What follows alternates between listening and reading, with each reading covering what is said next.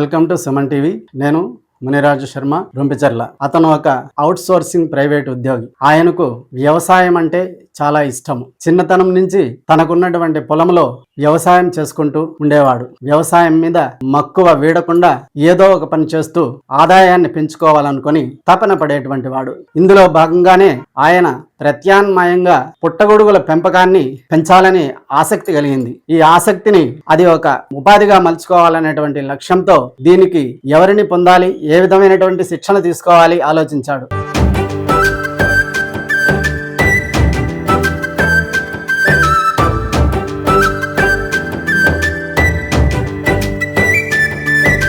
Sir నమస్కారం అండి అందరికీ. నా పేరు షావుల్ హమీదు, పుల్చల్ల మండలం, కల్లూరు, చిత్తూరు డిస్టిక్. నేను వచ్చేసి ఏదో ప్రైవేట్ ఎంప్లాయీగా పనిచేస్తాను. కానీ నాకు ఈ వ్యవసాయం అనే దాని మీద నాకు మంచి ఇంట్రెస్ట్ ఉండేదానివల్ల ఈ విధంగా నేను చిన్నప్పటి నుంచి కూడా ఏదో వ్యవసాయంలో అనేది నేను ఏ పని చేసినా వ్యవసాయం కాడికి పొద్దున్న రావడం, చూసుకోవడం, చేయడం అనేది జరుగుతూ ఉండేది.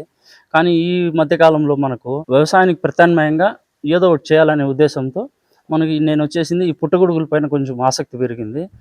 ఈ పుట్టగొడుగులు తెలుసుకోవాలని చేసింది మన దగ్గరలో ఉండే కలికిరి కేవీకే కలికిరి వాళ్ళ దగ్గర పోయి కలిశాను. వాళ్ళు ఒక 3 రోజుల పాటు నాకు దాని గురించి బాగా నేర్పించారు.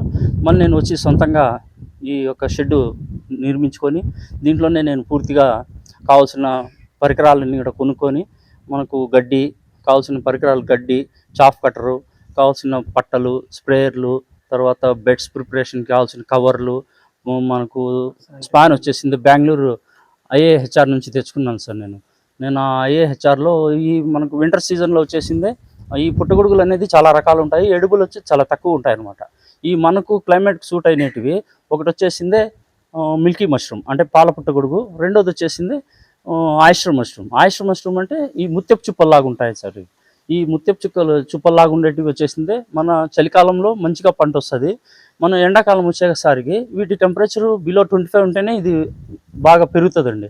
ఆ తర్వాత మనకు మిల్కీ మష్రూమ్ అనేది 31-32 డిగ్రీస్ వరకు కూడా మనకు ఆ టెంపరేచర్లో పెరుగుతుంది. కాబట్టి నేను మొన్నటి వరకు కూడా దీని గురించి తెలుసుకున్నాక మొదట వచ్చేసింది మనం చేయాల్సింది షెడ్ అంతా క్లీన్గా చేసుకోవాలి. దానికి వచ్చేసింది ఫార్మలిన్ డిహైడ్రేట్తో ఒకరోజు స్ప్రే చేసేసి 24 hours క్లోజ్ చేసి పెట్టాలి. మళ్ళీ ఒకరోజు బ్లీచింగ్ పౌడర్తో చల్లేసింది దాన్ని ఒకరోజు క్లోజ్ చేసి పెట్టాలి. మళ్ళీ 3వ రోజు వచ్చేసింది డెటాల్తో పూర్తిగా షెడ్ అంతా స్ప్రే చేసుకున్నాక మళ్ళీ క్లోజ్ చేసి పెట్టినామంటే మనం అప్పటి వరకు క్లియర్ అయిపోతుంది. లోపల చిన్న సూక్ష్మజీవులు ఉన్నా కూడా చనిపోతాయి.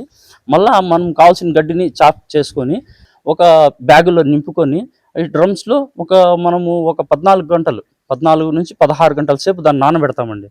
మళ్ళీ ఉదయానికల్లా 9 తీసేసిందే మనము కొద్దిసేపు ఆరబెట్టేస్తాం బ్యాగులతో సహా. నీరంతా కిందికి ఒడిగిపోయినాక నా లోపలే మనకు వాషింగ్ మిషన్ డ్రైయర్ పెట్టుకున్నాను.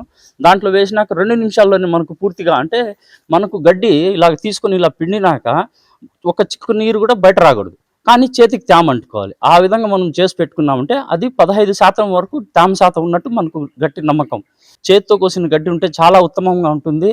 ఆ వరి గడ్డి కూడా ఏమరా అంటే 6 నెలలు అంటే పంట కోసిన 6 నెలల తర్వాత ఉన్న గడ్డినే వాడాలి. ఆ విధంగా మనం ఆ తీసుకున్న గడ్డిని మనము 22/9, 22/12 ఇంచెస్ కవర్స్, పీపీ కవర్స్ అంటారండి.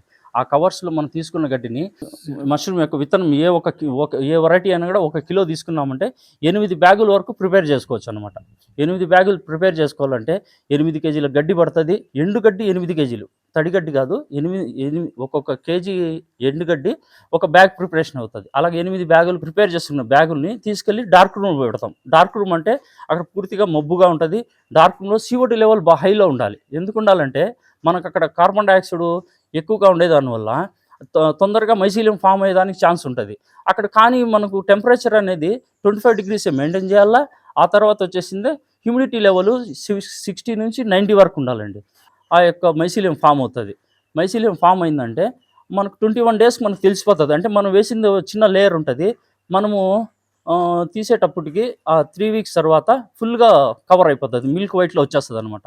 ఆ వచ్చిన బ్యాగ్స్ మళ్ళీ 3 weeks తర్వాత తీసి మనము లైటింగ్ రూమ్లో హ్యాంగ్ చేసి పెట్టుకుంటాము. అదే మిల్కీ మష్రూమ్ చేసేటప్పటికి మనం బయట తీసి 3వ వారం తీయాలనుకునేటప్పటికి మళ్ళీ మనం దానికోసం అనేసింది మట్టిని ప్రిపేర్ చేసుకోవాలి. ఏ ఒక్క వ్యవసాయం చేయాలన్నా బోరు, నీళ్లు, కరెంటు, పెద్ద ఏదో ఒకటి మనకు మనకు కావాల్సిన యంత్రాలు అన్నీ అవసరమవుతాయి. ఇక్కడ మనకి ఏది అవసరం ఉండదు. ఏదో సింగిల్ ఫేజ్ కరెంట్ ఉంటే గనక ఆ గడ్డి అవసరం ఉన్నప్పుడు చాప్ చేసుకుంటాము. మిగిలింది జస్ట్ మనము హ్యాండ్ స్ప్రేతో గానీ, బ్యాటరీ స్ప్రేయర్‌తో గానీ స్ప్రే చేసుకుంటే సరిపోతది. మనకు ఎక్కువగా నీటి మీద ఆధారపడాల్సిన అవసరం ఉండదు. ఎక్కువగా విద్యుత్ మీద ఉండదు. ఏదో మనం కొద్దిపాటి మన ఈ కుటీర పరిశ్రమ మాదిరి మనం ఇంట్లో వాళ్ళందరూ కలిసి చేసుకున్నామంటే, మనకు ఎటువంటి ఇబ్బంది లేకుండా, ఎటువంటి పెద్ద పెద్ద కరెంట్ ఛార్జీలు అవి ఇవి ఏం రావు. తక్కువ పెట్టుబడి, తక్కువ దాంతో మనం ఎక్కువ లాభాన్ని సంపాదించుకోగలుగుతాము.